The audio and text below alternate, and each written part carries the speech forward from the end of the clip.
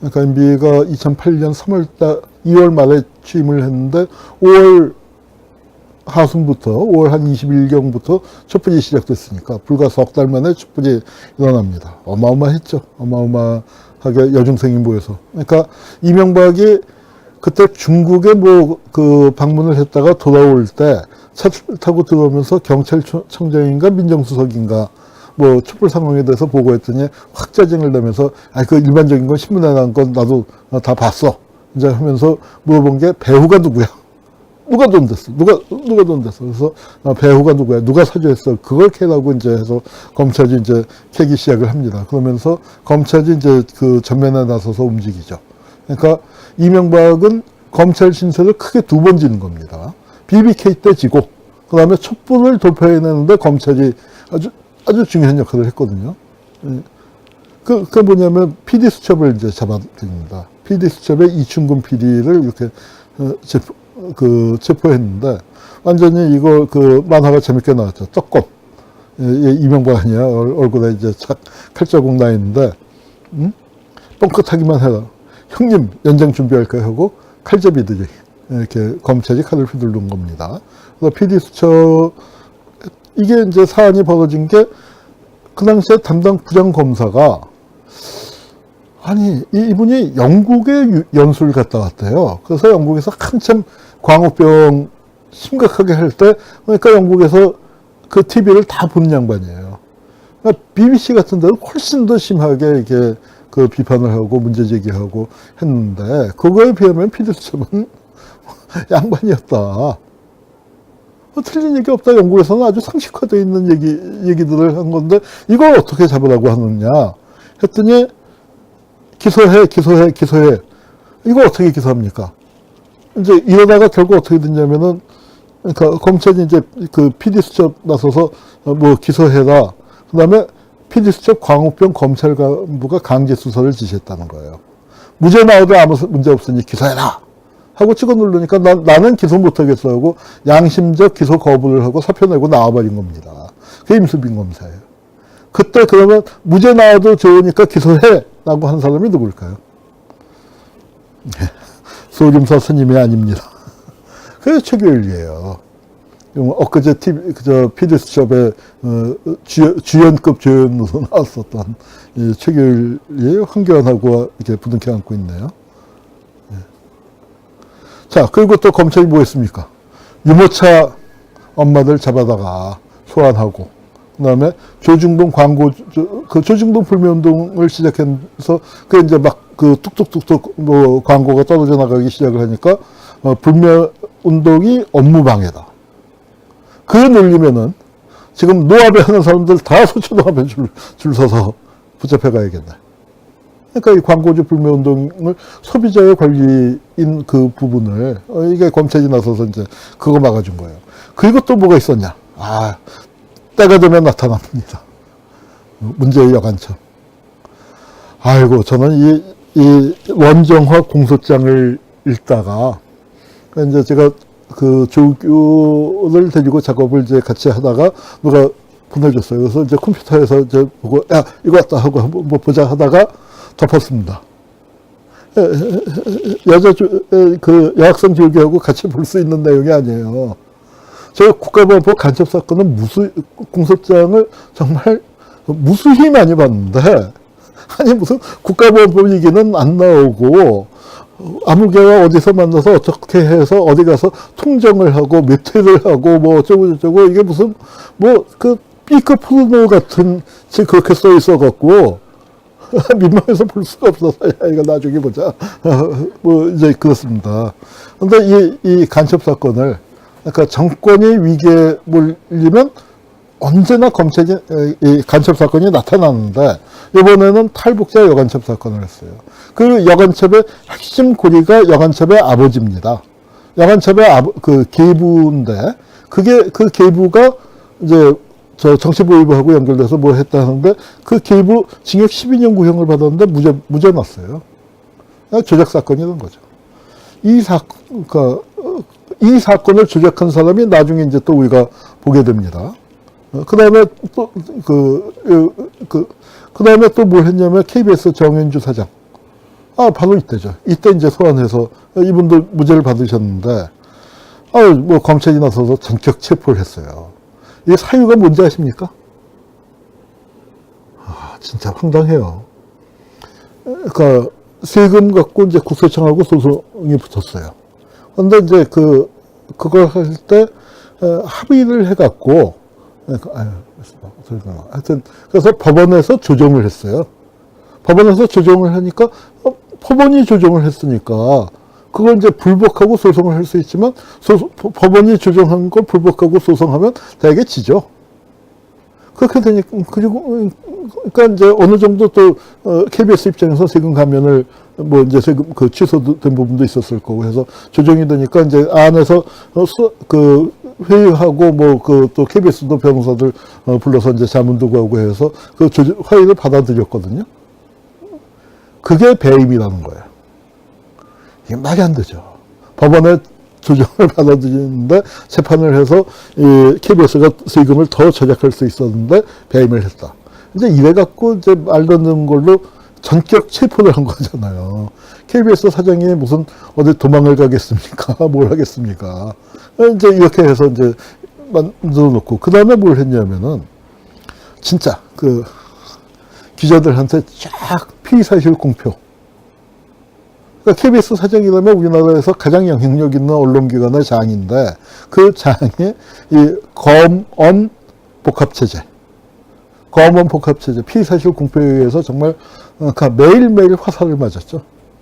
검찰이 발표하면 다른 언론에서 쫙 써갖고 이제 부풀리고 그 기억이 지금 이제 10년 뒤에, 11년 뒤에 지금 이 피의사실 공표죄와 관련돼서 엊그제 이 민주당에서 검찰을 고발했죠. 더는 두고 못 보겠다 하고 그런 겁니다. 그래서 이제 정현주 사장이 결국 무죄 확정되고 검찰 과거사위원회에서도 이거는 검찰총장이 사과해야 할 사안이다. 이제 이렇게 됐습니다. 그 당시에 또 유명한 게 미네르바 사건. 미네르바라는 인터넷에 이제 미네르바라는 필명으로 칼럼을 쓰는 양반이 했는데 기막히게 뭘 잘 맞췄어요. 그리고 미네르바의 예언대로 진짜 돼가고 그렇게 되니까 이제 이 정부 비판을 하고 이제 하니까 이 미네르바를 실체가 뭐냐? 뭐 그래서 뭐 신동아에서 뭐 엉뚱한 사람 잡아다가 미네르바하고 인터뷰하고 가짜 미네르바도 나오고 뭐 미네르바가 한 명이 아니라 뭐 친인회가 있다 뭐 어쩌고 저쩌고 있다. 왜냐하면 주가나 뭐 그런 거 전망을 너무 기막히게 맞췄으니까. 그래서 이제 검찰이 총동원돼서 잡았는데 보니까 아니 전문대에 나온 31살짜리 청년이에요. 경제학을 전공한 대학에서 경제학을 전공한 것도 아닌.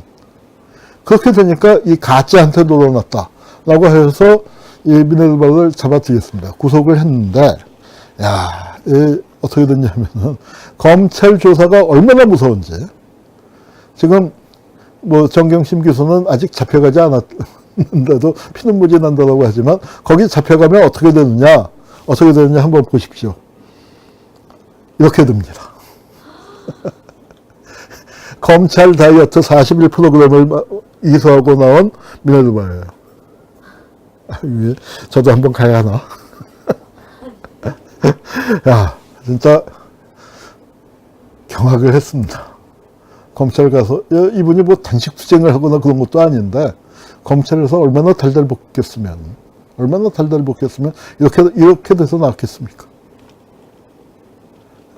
하여튼 미네르바를 뭐 서울 지들이 헛소문 퍼뜨려갖고 뭐 서울대 나왔다 하버드에서 유학했다 뭐 했다 해놓고 이게 전문대 나왔어? 이런 놈한테 우리가 속았어? 말도 안 되는 거죠. 결국 인터넷 농계 미네르바는 무죄를 받았고 법원에서. 그런데 이제 하여튼 양승태 사법부가 이렇게 했어요. 무죄는 많이 안 되니까 무죄는 줬는데 그러니까 이 미네르바가 손해배상을 청구했더니 국가 책임은 없대. 이게 양승태 사법부죠. 양승태 사법부가 이렇게 했습니다. 그 다음에 이제 또 그 시간이 없어서 이 얘기는 이제 이따 그 우리 이재호 변호사가 자세히 할 거기 때문에 한명숙 총리. 진짜 의자가 돈을 받았어요. 의자가. 뭐 그렇게 되니까 이 정윤주 사장님이 이 정치검찰의 피해자 아닙니까? 정말 과부사정 호라비가 한다고 한명숙 총리 의원 가서 이렇게 비 오는 날 이렇게 들고 계십니다. 이런 짓을 했었던 사람들을 요직에 발탁하는데요. 이거 보세요.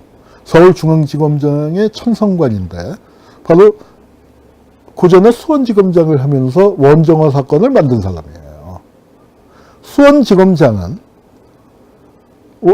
요즘은 이제 더 중요해졌다고는 하는데 박근혜 정권을 거치면서 그 당시에는 수원지검이 아마 지검장 서열 중에서 제일 늦게 생겨서 제주지검장 다음보다도 아래였대나 뭐 제주지검장급이었대나 뭐 하여튼 제가 잘 모르겠습니다만 그러니까 뭐냐면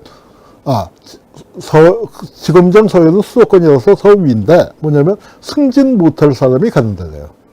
고검장 승진 못할 사람이 가는데 그렇다가 원정화 사건을 만든 바람에 이 사람이 이제 서울중앙지검장에 발탁이 되면서 검찰 내부에서는 이제 꺼진 불도 다시 보자. 꺼진 불도 다시 보자 이제 얘기가 나왔다는 겁니다.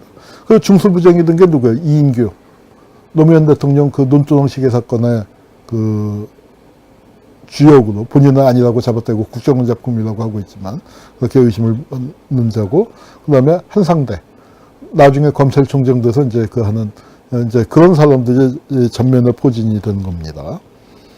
그래서 검찰의 무리한 기소 뒤에는 MB의 보답 인사가 있었다. 그러니까 한명숙 다 무리한 기소인데 그거 이렇게 승진으로 검찰이 보답했다 이거죠. 자, 그러면서 이제 검찰이 그러니까 뭐로 불리기 시작하느냐면 검찰이 떡찰로 불리고 견찰로 왜 물어 하고 던져주면 이렇게 가서 제대로 물었으니까 우리는 개다 물라면 문다. 그런데 그러니까 물라면 문다가 점점 더 많아진 거예요. 그 다음에 과거에는 안기부를 시키고 보안사를 시키고 뭘 시키고 그냥 검찰이 설거지를 하는 거였는데 이제는 검찰한테 물어 하고 시키는 거니까. 그렇게 되니까 검찰의 힘이 점점 커지게 되고 검찰한테 점점 더 돈 많은 그 재벌들이 검찰한테 떡값을 점점 더 많이 갖다 주게 되고 검찰은 그야말로 견찰. 그래서 이게 이제 검찰 표시인데 가래떡으로 그리고 뼈다구로 이제 이렇게 만들어 놨습니다. 정윤주 검사 그 사장께서는 원숭이 검사 얘기를 많이 쓰셨어요. 원숭이 검사 얘기는 이제 그 뭐냐면은 추적자라는 드라마가 있었어요. 아주 그 재밌는 드라마인데 재밌는 드라마인데 제가 이거 원숭이 검사가 나온 맥락을 찾으려고 뒤지다가 다시 한번 봤습니다. 다시 한번 봤는데 재밌어요. 근데 원숭이 검사 뭐냐면 이 유승수 씨가 이분이 검사 전문 배우인가 봐. 지금도 또 뭐 어떤 드라마에 돌리다 보니까 검사도 나오대요. 근데 이제 뭐냐면은 너무 명백한 사건이다 이거야. 증거도 있고 뭐 이렇게 자백도 있고 뭐 이렇게 다 하니까 야 이거는 원숭이한테 법복을 입혀놓고 그냥 그 검사석에 앉혀놔도 이건 유죄 나오게 돼 있어. 이런 얘기를 하는데 이거 이제 사법 그 비리로 여기선 검사가 물을 먹었어요. 그래서 이제 그렇게 되면서 이제 무능하고 뭐 하여튼 이상한 검사들을 원숭이 검사라고 치는데 조금 이제 맥락이 약간 달랐지만 하여튼 정윤주 사장님이 이 원숭이 검사 이제 공격을 하고 그때 장안에 화제가 되니까 우리가 원숭이만도 못해? 우리를 원숭이에 비해? 했더니 이명박이 달라는 거예요. 야, 나는 더한 소리도 들었어. 쥐박이가 원숭이는 그래도 영장유지, 나는 쥐였어. 하고 이제 달래주는 이제, 근데, 검찰을 갖고 이렇게 이제 정치를 해나간다. 이제 그거죠. 그리고 이때는 통합진보당 하나 터트리자. 이런 게 일심의 사건을 거쳐서 박근혜 때는 진짜 뻥 터진 거죠. 근데 그 강압수사, 이게 어디서 이제 그게 달랐냐면 노무현 대통령 돌아가시는 데서. 뭐 이건 정말 돌이켜보기도 싫은 대목인데 그냥 쭉쭉 보고 넘어가죠. 뭐, 온갖 모욕을 다 주는 겁니다. 아니다, 모른다, 생각 안 난다, 아내가 13억 받는 동안에 남편이 몰랐다고 뭐 이제 이러더니 이 논두렁 시계가 나오고 뭐 그러더니 야 논두렁에 주술러 가자 시계 논두렁에 버렸단다. 근데 이런 얘기 검찰 수사에서 나온 적도 없는데 하여튼 만들어낸 거예요. 이걸 그 수사에 있었던 사람이 이인규, 홍만표, 우병우 다 이름 기억해 두셔야 할 사람입니다. 우병우야 뭐 지금 당연히 다 아시겠 거고. 그래서 노무현 대통령이 그러니까 우병우가 그래서 이제 최순실 관련 질문에 레이저 날리는 거고. 또 여기서는 근데 얼마나 부드럽게 웃고 있어. 이게 조사받을 때예요. 자기가 조사받을 때 조사받는 사람들이 후배 검사니까 후배 검사들하고 하하호하고 그러면서 노무현한테는 이제 당신은 더 이상 대통령도 사법고시 선배도 아닌 뇌물수수 혐의자도 여기 앉아 있는 거야. 하고 이제 했던 거죠. 그래서 하여튼 노무현 대통령이 저는 대통령 돌아가신 다음에 저는 이제 추모 강연을 참 많이 다녔는데 그때 어떻게 표현했냐면 노무현 대통령의 죽음을 조범사라고 표현을 했습니다. 그러니까 개천에서 용났다라고 많이 했죠. 근데 노무현 대통령은 결국 승천하지 못했어요. 용인데 이무기하고는 틀리죠. 용이지만 승천을 못했어요. 그런데 그걸 개떼들이 달려들어서 물어뜯는 거야. 개들이 용인데 그거 견딜 수가 없죠. 그래서 아마 그런 의미에서 승천하지 못한 용이 더 이상 개떼들에게 물어뜯기는 걸 허락할 수가 없어서 그 존엄사를 택하셨다고 이제 그렇게 글을 썼었습니다. 하여튼 이거 그때 문재인 대통령의 운명이다 해서 그 장면을 이렇게 했는데 말은 정중했지만 참 오만하기 짝이 없었다. 노무현 대통령의 절제력이 놀라웠다. 망신주기 3종 세트 갖고 이제 뭐 홍만표가 떠들고 뭐 논두렁 갖고 떠들고 뭐 이제 이랬죠. 결국 그런 와중에 노무현 대통령이 돌아가셨습니다. 그때 이 대한문 앞에 분향소에 사람들 다 써붙였던 게 그거죠. 견찰, 그 다음에 나쁜 검찰 하는 짓 지켜보겠습니다. 아마 지금 서초동에 모였었던 분들이 과거 10년 전에 노무현 대통령을 지켜드리지 못한 거에 대한 죄책감, 그런 것들이 발동했을 거라고 생각이 듭니다. 그 직후에는 노무현 대통령 서거의 검찰과 언론의 책임을 묻는다. 뭐 이런 심포지엄도 있었고, 지금 박주민 변호사, 훨씬 젊었네요. 지금보다는. 활약을 했고요. 그리고 이제 무리한 수사, 검찰이 궁지에 몰렸고, 문재인 대통령이 검찰이 유죄 결론제에 짜맞추기 수사를 했다. 지금도 조국을 끌어내리기 위해서 유죄라고 결론을 내놓고 증거를 찾는데 70곳을 압수수색을 했다는 건 못 찾아서 계속 하고 있는 거죠. 찾았으면, 그러니까 중수부장, 그러니까 검찰 출신, 특히 이런 떡검이다, 견찰이다 얘기를 듣는 사람들도 공통적으로 하는 얘기가 권력층 관련 수사는 짧고 신속하게 해야 한다.